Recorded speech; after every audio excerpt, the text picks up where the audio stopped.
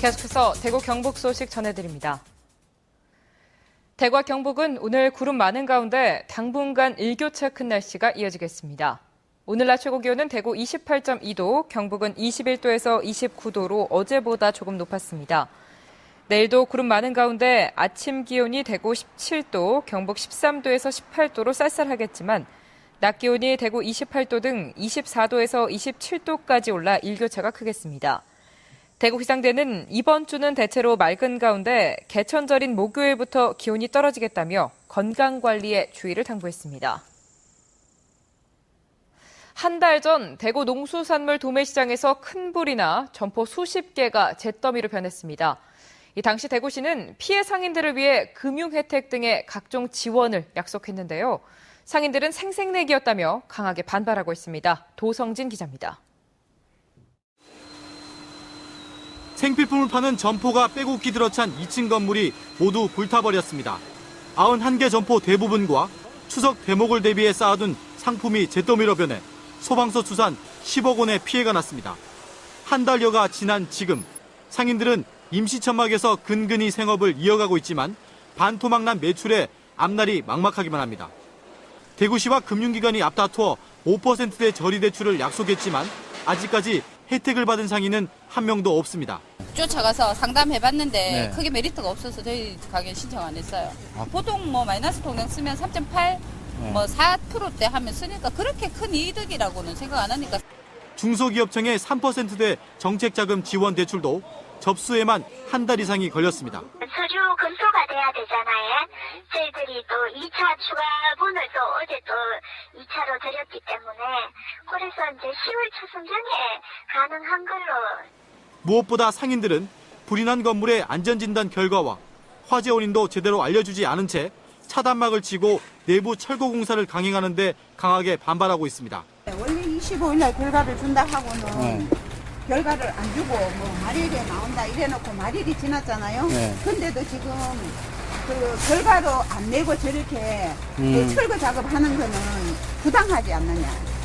상인들은 또 화재 당시 스프링클러와 비상벨 등 관리가 부실해 피해가 커졌지만 여기에 대한 설명과 보상이 없다며 강하게 반발하고 있습니다. 원인 규명도 안 되고 또 이게 설명도 없고 그 당시 스프링클러도 안 돌렸고 또 비상벨도 안 올렸고 또 이것은 엄연히 그 지난 여름에 엄청난 그 내부에 더위가 있었고 그런데도 이게 여기는 관리 소홀이야. 관리 소홀을 안 볼 수가 없습니다. 느닷없는 화재로 삶의 터전을 잃어버린 상인들이 생색내기, 실속 없는 행정에 두 번 울고 있습니다. MBC 뉴스 도성진입니다. 대구역 열차 사고를 수사해온 검찰이 관련자 4명을 기소하고 수사를 마무리했습니다. 대구지방검찰청은 대구역 열차 사고를 일으켜 승객 18명을 다치게 하고 125억 원 상당의 피해를 유발한 혐의로 무궁화호 기관사 44살 홍모 씨 등 3명을 구속 기소하고 구로관제센터 관제사 33살 김모 씨를 불구속 기소했습니다. 검찰 수사 결과 관제실과 무궁화호 열차 모두 인력 부족 등의 이유로 1명의 직원만 근무했고 신호기 위치가 혼란을 일으킬 가능성이 높았던 것으로 드러나 이번 사고가 전형적인 인재였던 것으로 밝혀졌습니다. 도로에 패인 구멍을 일컫는 이른바 포트홀로 인한 사고가 지역에서도 크게 늘어난 것으로 나타났습니다. 새누리당 김태원 의원이 국토부로부터 받은 자료에 따르면 대구에서 발생한 포트홀로 인한 사고는 지난 2010년 4건이던 것이 2011년 10건, 지난해에는 18건으로 늘었고 올해도 지난 7월 말까지 17건이나 발생했습니다.